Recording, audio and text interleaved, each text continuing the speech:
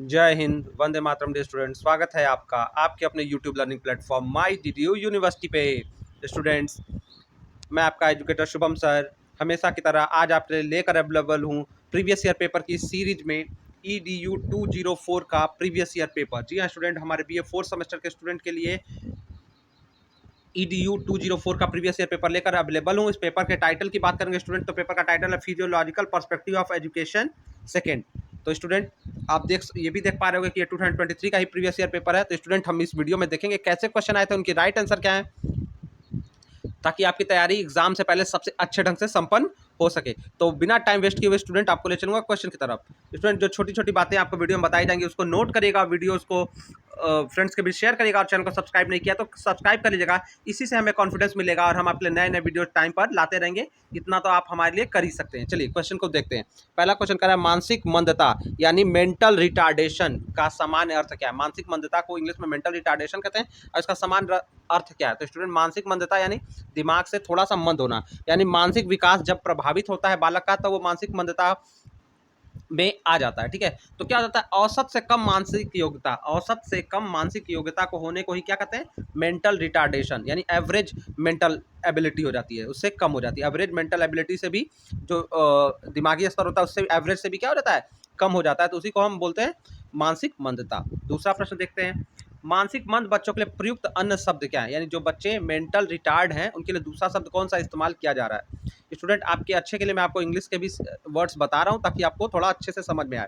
तो मानसिक मंद बच्चों के लिए प्रयुक्त अन्य शब्द क्या है, अल्प बुद्धि यानी mental deficient, mental handicap, slow learner. तो बिल्कुल ये तीनों सही है, यानी इनको अल्प बुद्धि, विकल्प बुद्धि और धीमी गति से सीखने वाला कहते हैं। मानसिक मंद बच्चों को लिए ये सारा चीज इस्तेमाल किया जाता है। अगला प्रश्न देखते हैं, मानसिक मंद बुद्धि वाले बालकों के लिए बुद्धि लब्धि का विस्तार क्या है। तो स्टूडेंट बुद्धि लब्धि का ये प्रश्न बिल्कुल बुद्धि लब्धि चार्ट स्टूडेंट आप याद कर लीजिएगा कि कितने से कितने बच्चों को किस कैटेगरी में रखा गया है। ठीक है, और मानसिक मंद बुद्धि बालकों की बुद्धि लब्धि क्या होती है। तो स्टूडेंट बुद्धि लब्धि के लिए एक फार्मूला है, चलिए मैं आपको बता देता हूँ। तो स्टूडेंट बुद्धि लब्धि के लिए आप अपने स्क्रीन पर देख पा रहे हैं जो फार्मूला है कि IQ बराबर क्या होता है कि मेंटल एज यानी मानसिक आयु कितनी है, और फिजिकल आयु यानी वास्तविक में शारीरिक आयु क्या है, और गुणे 100। तो अगर बच्चा बहुत ब्रिलियंट है तो मान लीजिए वो 10 साल का है, उसका वास्तविक उम्र, ये फिजिकल आयु जो होती है वास्तविक उम्र होती है, मेंटल एज जो होती है मानसिक आयु होती है। तो मानसिक आयु यानी 10 साल का है, 12 साल के बच्चे इतना तेज है तो इसमें हम जो मेंटल आयु होती है उसको ऊपर, फिजिकल आयु को नीचे, यानी जो वास्तविक आयु होती है उसको नीचे, गुणे 100 कर देते हैं। तो अगर ज़्यादा है, मेंटल एज ज़्यादा है तो बच्चा एक्स्ट्रा ऑर्डिनरी यानी बहुत बुद्धिमान होगा। अगर यही कम हो जाए, मान लीजिए लड़का 20 साल का है तो वास्तविक आयु जो है स्टूडेंट आपकी 20 ईयर्स हो जाएगा, और 10 साल के बच्चे की तरफ बर्ताव कर रहा है तो उसका जो IQ हो जाएगा वो 50% हो जाएगा, 50 हो जाएगा, यानी वो क्या है, मंद बुद्धि बालक हो जाएगा। तो स्टूडेंट ये IQ का फार्मूला भी याद कर लीजिएगा, पूछा जरूर जाएगा। मेंटल एज, ये फिजिकल एज को कई बार क्रोनिक एज, यानी इसको आप समझिए मानसिक आयु अपान वास्तविक आयु गुणे 100 होता है। ठीक है, चलिए, और स्टूडेंट आपको ये भी बता दे रहा हूँ कि ये जरा देख लीजिए कि बुद्धि लब्धि के वर्गीकरण में स्टूडेंट प्रतिभाशाली जो मंद बुद्धि बालक है उनको 50 से 70 के बीच में रखा गया है। देखिए 50 से 70 के बीच में मंद बुद्धि को रखा जाता है, ये भी आप देख सकते हैं। जो एकदम मूर्ख है, जिसका जो बिल्कुल काम मतलब जो जिसका दिमाग बिल्कुल चेतन अवस्था में नहीं है, वो 0 से 25 रहता है। ठीक है, वो 0 से 25 होता है, फिर 25 से 50, फिर 50 से 70, और मंद बुद्धि 50 से 70, 50 से 80 भी मिल जाएगा आपको, 50 से। ठीक है, तो ये भी आप समझ लीजिएगा। और औसत वाले बच्चे होते हैं 80 से 90 के बीच में होते हैं, और एवरेज वाले बच्चे कितने होते हैं, 80 से 90 के बीच में होते हैं।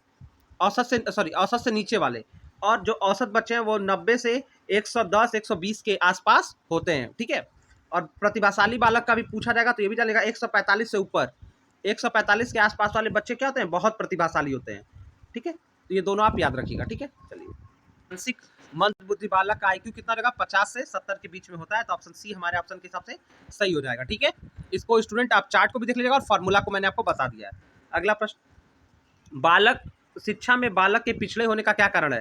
तो बालक शिक्षा में क्यों पिछड़ जाता है, सामान्य से कम शारीरिक विकास, शारीरिक दोष, शारीरिक रोग। तो स्टूडेंट ये सब कारण होंगे तो बालक शिक्षा में पिछड़ सकता है, ये सारे कारण इसके लिए जिम्मेदार हो सकते हैं। ठीक है, तो इससे बालक क्या हो सकता है, शिक्षा में पिछड़ सकता है। ठीक है, तो हमारा right answer A, B, C तीनों हो जाएगा, तो ये ऑप्शन डी में है। ठीक है, तो ये राइट आंसर हो जाएगा। ठीक है, चलिए अगला प्रश्न, किसने कहा कि सीखना व्यवहार उत्तर सामंजस्य की प्रक्रिया है? तो किसने कहा, यानी learning is a process of progressive behaviour adaptation, तो ये किसने कहा? ये प्रश्न आपको 5वां वाला पूछा जा रहा है। तो स्टूडेंट जो है सीखना यानी अधिगम, सीखने को हिंदी में, लर्निंग को हिंदी में, शुद्ध हिंदी में अधिगम, तो अधिगम व्यवहार में क्या है? व्यवहार में उत्तरोत्तर सामंजस्य की प्रक्रिया, ये स्किनर का स्टेटमेंट है स्टूडेंट। तो ऑप्शन बी आपका राइट हो जाएगा, ये डिफिनेशन स्किनर का है, ठीक है, ऑप्शन बी आपका राइट रहेगा। अगला प्रश्न, सीखने को विकास की प्रक्रिया किसने कहा? यानी अधिगम को विकास की प्रक्रिया या सीखने को विकास की प्रक्रिया किसने कहा? तो इसको कहा है वुडवर्थ ने। ये डिफिनेशन दिया है, परिभाषा दिया है कि learning is process of development, ये वुडवर्थ का है, ठीक है। चलिए अगला प्रश्न, सीखने के उद्देश्य का क्या अर्थ है? सीखने का उद्देश्य यानी जो आपका लर्निंग का ऑब्जेक्टिव ऑफ लर्निंग या लर्निंग का ऑब्जेक्टिव है, इसका क्या अर्थ है? तो सीखने का उद्देश्य का अर्थ है स्टूडेंट अधिगम अनुभव, थोड़ा बहुत तो लग रहा है। फिर कह रहा है संक्षिप्त परिणाम शैक्षिक उपलब्धि, शैक्षिक उपलब्धि से सीखने का कोई लेना देना नहीं है, ठीक है। बहुत बच्चे स्कूल में कम नंबर पाते हैं लेकिन वो प्रतिभाशाली बालक होते हैं, तो शैक्षिक उपलब्धि से कोई मतलब नहीं है। संक्षिप्त परिणाम या छोटे परिणाम से भी इसका वास्तविक नहीं है।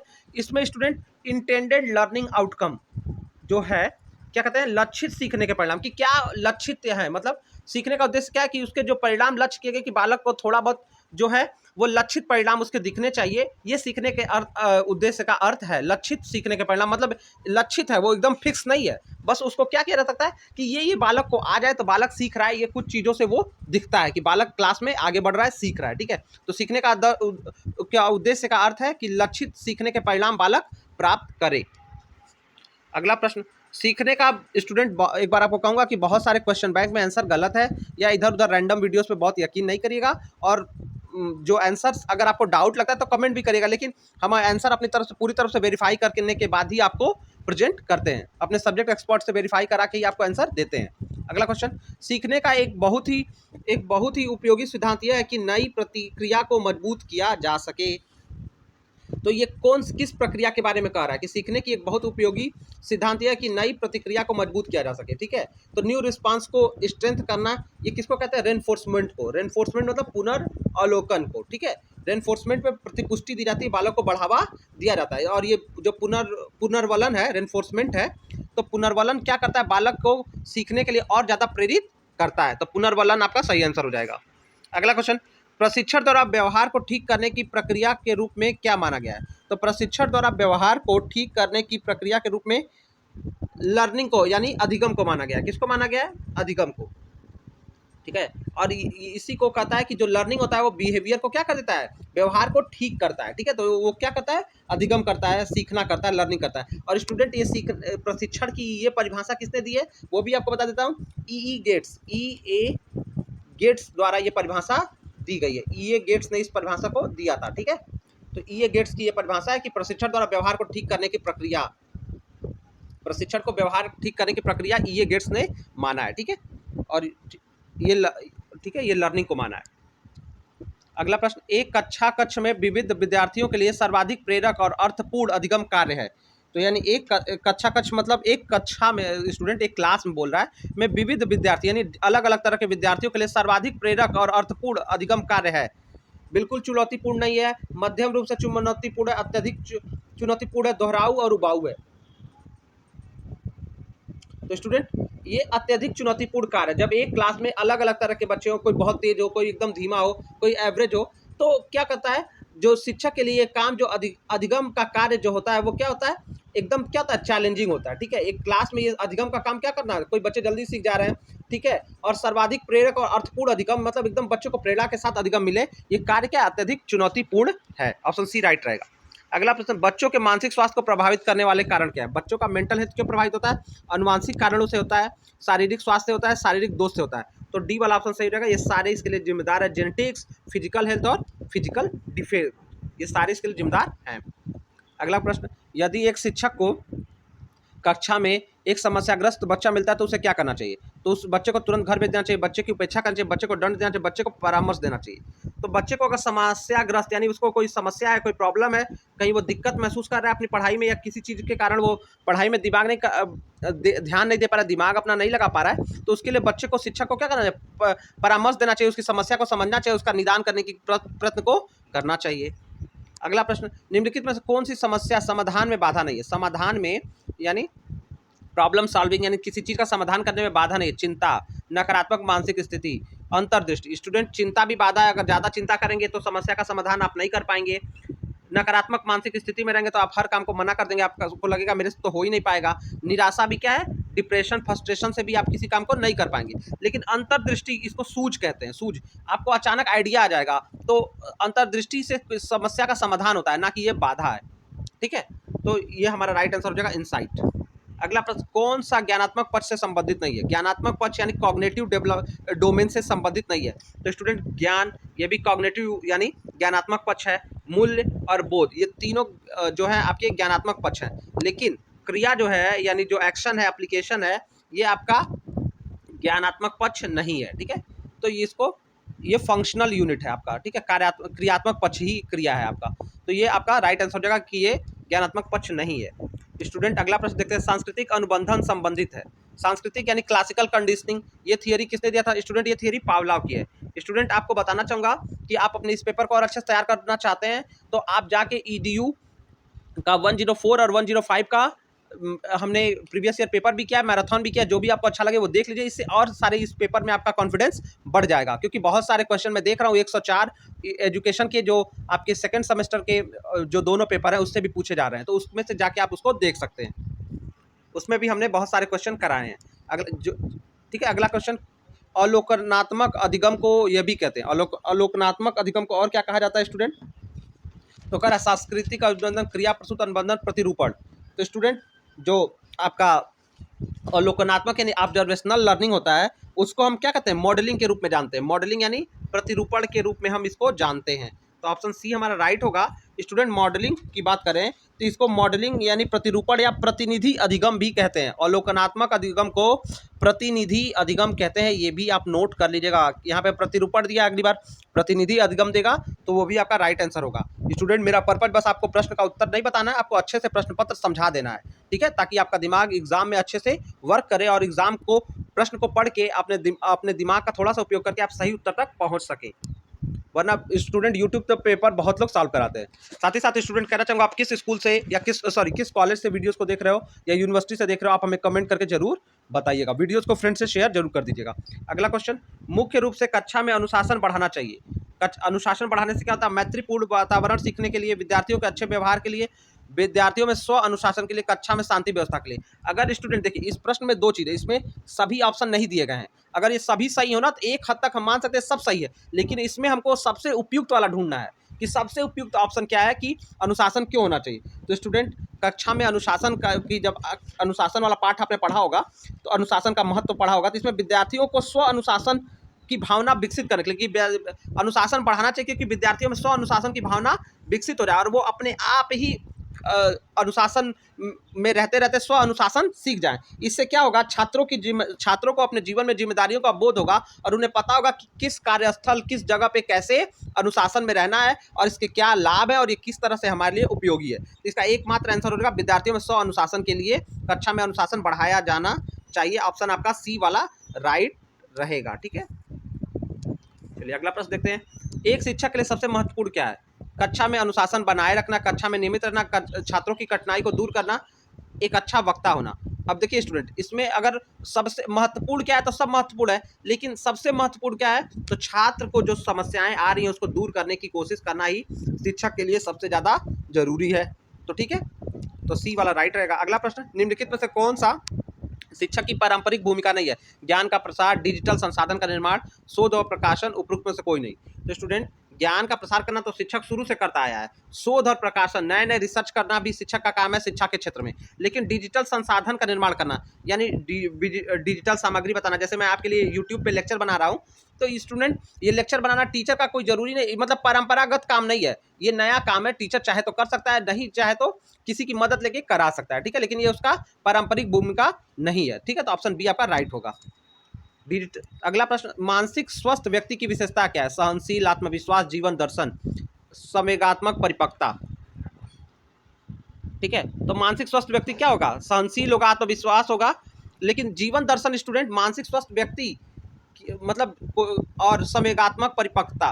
तो स्टूडेंट इसमें से हम बात करें तो ए बी सी और डी, अगर ए बी डी रहता है स्टूडेंट तो ये ज़्यादा भी उपयुक्त हो जाता, ठीक है। लेकिन सहनशीलता होना चाहिए, आत्मविश्वास होना चाहिए और संवेगात्मक रूप से मजबूत होना चाहिए। जीवन दर्शन के साथ रखा है तो हम ए बी सी डी के साथ जाएंगे।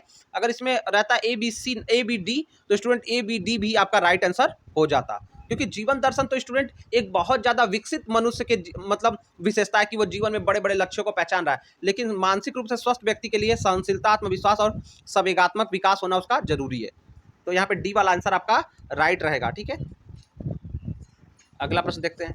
अगला प्रश्न, मानसिक स्वास्थ्य का अर्थ है वास्तविकता के धरातल पर वातावरण से पर्याप्त सामंजस्य करने की योग्यता। यानी ये परिभाषा देते किसने दी है, ये पूछना चाह रहा है। तो मानसिक स्वास्थ्य का अर्थ है वास्तविकता के धरातल पर वातावरण से पर्याप्त सामंजस्य करने की योग्यता। ये कथन जो है लेंडल का है, ठीक है। लेंडल ने इसको कहा है कि मेंटल हेल्थ जो होता है वो पर्यावरण से क्या कहता है, तालमेल और सामंजस्य बैठाने की योग्यता होती है। लेंडल का ये स्टेटमेंट हो जाता है। मैकडूगल के अनुसार कल्पना का मुख्य वर्गीकरण है। तो मैकडूगल ने कल्पना को कितने भागों में बांटा है? स्टूडेंट मैकडूगल के अनुसार उसने कल्पना को 2 भागों में बांटा है, ठीक है। तो पहला है रिप्रोडक्शन और ठीक है, और दूसरा है उत्पादन, रिप्रोडक्शन एंड प्रोडक्शन। तो यानी पुनरुत्पादन और उत्पादक, ठीक है। तो रिप्रोडक्शन एंड प्रोडक्शन आपका हो जाएगा, ठीक है। अगला प्रश्न, शिक्षा में विस्मृति का क्या महत्व है? यानी भूल जाने का शिक्षा में क्या महत्व है? जो बालक भूल जाते हैं चीज़ों को, कम महत्वपूर्ण तथ्यों को भूलने में छात्र की मदद, यानी ठीक है, दुखद अनुभवों को भूलने में छात्र की मदद, छात्र के अधिगम में मदद। बिल्कुल स्टूडेंट, ये सारे जरूरी हैं। विस्मृति होना भी अच्छा है, विस्मृति का होना भी शिक्षा में अच्छा है कि छात्र जो जरूरी बातें हैं बस उसी को याद रखें और गैर जरूरी बातों को वो जीवन में भूल जाएं, ठीक है। दुखद चीज़ों को भूलने में मदद करता है और ये उनके सीखने में भी, नए नए चीज़ों को सीखने में भी मदद करता है, ठीक है। क्योंकि छात्र जब जरूरी बातों को याद रखता है तो उसके पास उसका माइंड और ज़्यादा एक्टिवेट रहता है और चीज़ों को वो सीखने के लिए तत्पर रहता है। अगर हर बात मनुष्य को याद हो जाए तो स्टूडेंट उसका जीना संसार में क्या हो जाएगा, मुश्किल हो जाएगा। इसीलिए इंसान समय समय पर कुछ चीज़ों को भूलता रहता है। सीखी हुई बातों को स्मरण रखने या पुनः स्मरण करने की असफलता कहलाती है। यही विस्मृति की परिभाषा है कि सीखी हुई बात जो सीख गया है वो कुछ समय बाद भूल जाना। जैसे कोई फार्मूला आप भूल जाते हैं, कोई थियरी भूल जाते हैं, तो ये विस्मृति कहलाती है। यानी सीखा तो था आपने लेकिन प्रैक्टिस नहीं करने के कारण उसकी क्या हो गई, विस्मृति हो गई। तो उसको हम दोबारा याद नहीं कर पाते हैं या पुनः स्मरण नहीं कर पाते, उसको विस्मृति कहते हैं। अगला प्रश्न, प्रत्यय निर्माण का मुख्य स्तर क्या है? तो स्टूडेंट, प्रत्यय निर्माण का मुख्य स्तर जो है कह रहा है निरीक्षण, तुलना, प्रतिकरण, सामान्यीकरण, ठीक है। तो निरीक्षण करना, फिर तुलना करना, प्रतिकरण अलग अलग करना, डिवाइड कर देना, ये इसका तो पहला स्टूडेंट, ठीक है। पहला देखना, फिर जनरलाइजेशन, कंपैरिजन, ऑब्स्ट्रक्शन, ये सारे इसमें शामिल हो जाते हैं, ठीक है। तो ए बी सी डी वाला ऑप्शन आपका सही है, ठीक है।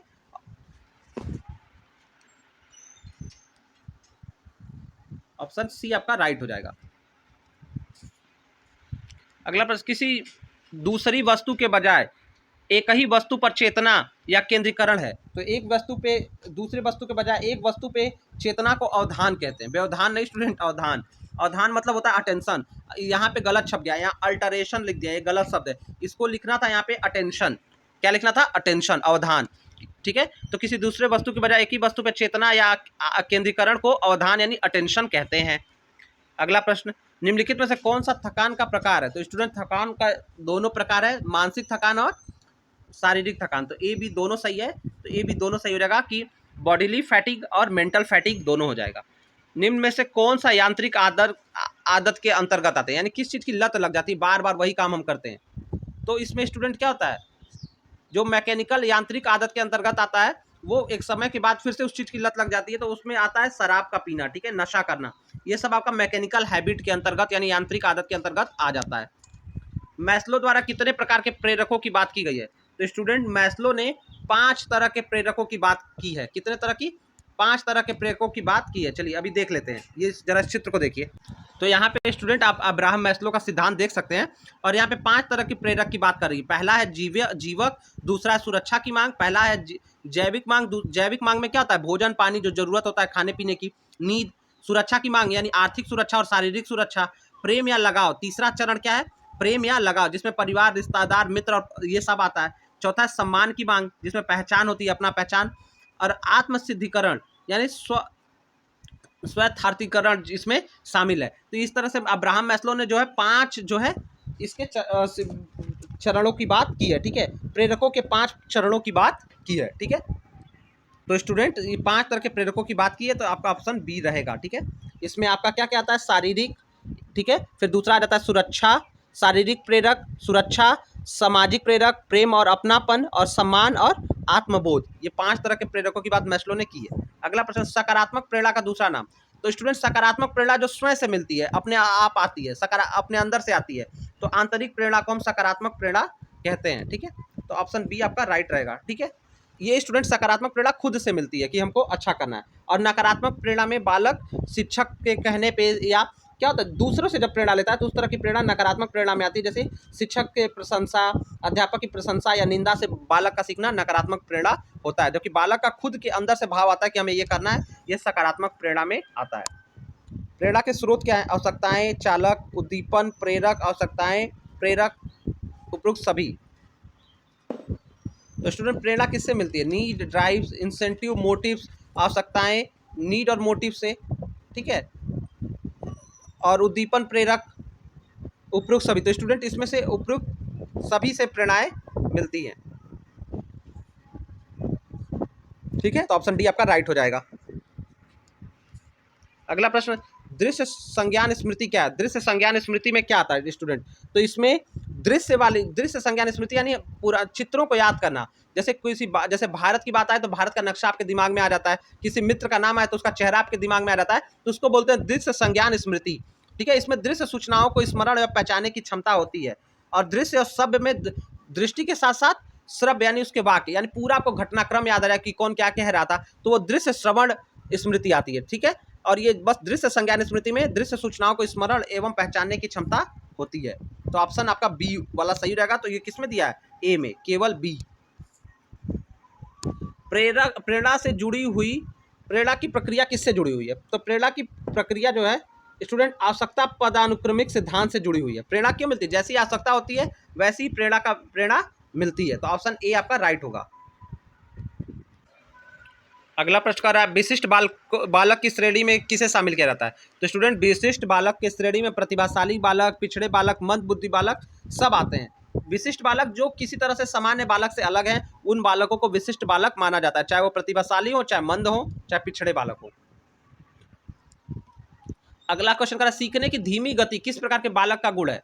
तो पिछड़े बालक, मानसिक मंद बुद्धि बालक, शारीरिक अक्षम बालक, प्रतिभाशाली बालक। तो प्रतिभाशाली बालक तो बहुत तेज सीखता है, शारीरिक असक्षम बालक क्या है, वो भी तेज सीखता तेज है, बस उसके पास उसका मतलब उसकी गति धीमे नहीं होगी। हाँ, वो हो सकता है कि उसका कोई ऑर्गन ना हो तो उससे वो काम ना कर पाए जैसा शिक्षक चाहता है, ठीक है, लेकिन वो सीखता तेजी से है। तो मानसिक मंद बुद्धि बालक, बिल्कुल स्टूडेंट यही आंसर राइट होगा। सीखने की धीमी गति मानसिक यानी मेंटल रिटार्ड चाइल्ड में होती है। पिछड़ा बालक क्या होता है स्टूडेंट, पिछड़ा बालक और मानसिक मंद बुद्धि बालक में ये अंतर हो जाता है कि पिछड़ा बालक किसी कारणवश अपनी पढ़ाई को छोड़ देता है या पढ़ाई को जारी नहीं कर पाता है, और उसके आयु के बच्चे आगे की कक्षा में होते हैं और ये पीछे के कक्षा में रह जाता है, चाहे बीमार पड़ने के कारण चाहे किसी कारण, लेकिन वो क्या कहता है, लेकिन उसके सीखने की गति जो है वो धीमी नहीं होती है, ठीक है।